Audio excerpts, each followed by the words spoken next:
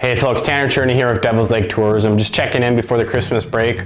Wanted to give everyone an update on conditions, how things are looking, recent snow reports, ice conditions. So that way, when you get up here, you're prepared and you're not thinking of, crap, I should have brought a tracked vehicle, should have brought this, never thought of it. So just wanted to give everyone a quick heads up on things before we head into the holiday weekend. I know a lot of you guys are taking time off, venturing out on the ice, hopefully catch a few perch or walleye. First thing is, ice conditions are wonderful. You know, obviously with this cold snap, not on the ice right now. I'm actually in the office. It's about 40 below wind chill. So I haven't ventured out on the ice yet. I will get there as soon as this cold snap gets behind us.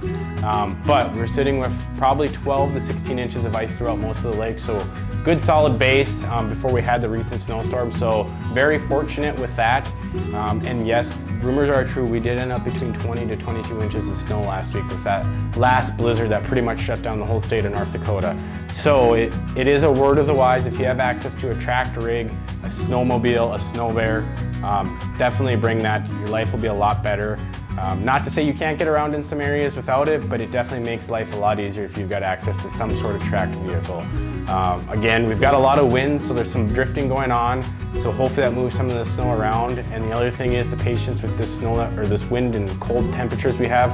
Hopefully a lot of this snow in the next week or so will harden up and make life a lot easier for getting around, and we hopefully can drive over those snowbanks.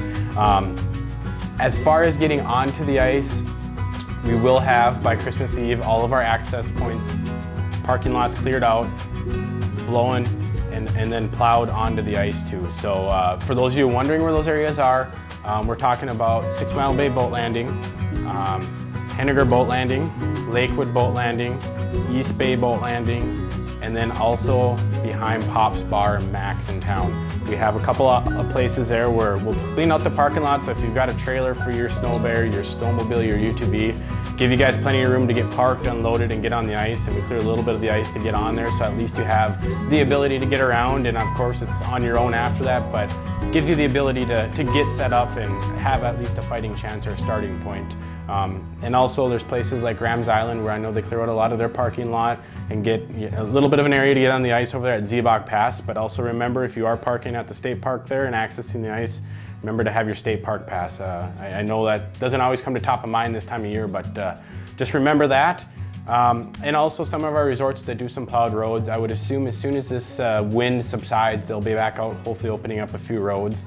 But again, it's kind of frivolous when you've got 40-mile-an-hour winds for 3 days, because you'll plow it, within 24 hours it'll be blown right back in. So bear with us as we get through this little bit of a system that's here pre-Christmas, but wanted to give everyone a heads up on what we're dealing with. Things are looking great. You know, we've got a bright 2023 ahead of us.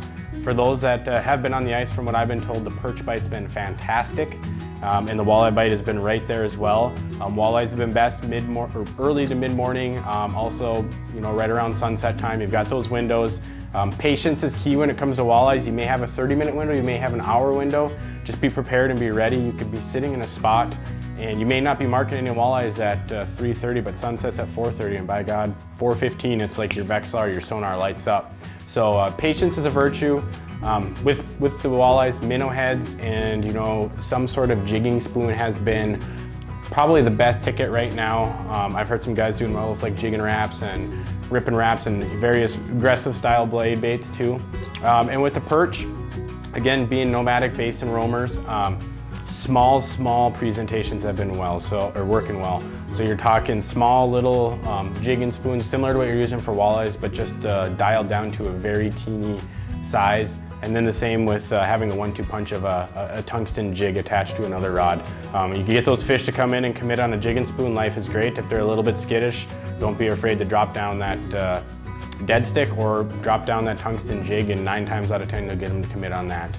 Again, for walleyes, you're going to be looking for structure, inside turns, old lake shoreline, old road ditches. Again, if you're going to be fishing off old road ditches, just be very cautious of the culverts underneath.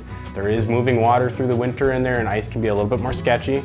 But nevertheless, things are looking great. We're going to get this cold snap and the wind behind us, be on the ice, starting the new year. And of course, you can see behind me, for those that haven't been on our new website, we just launched it here a little over a month ago.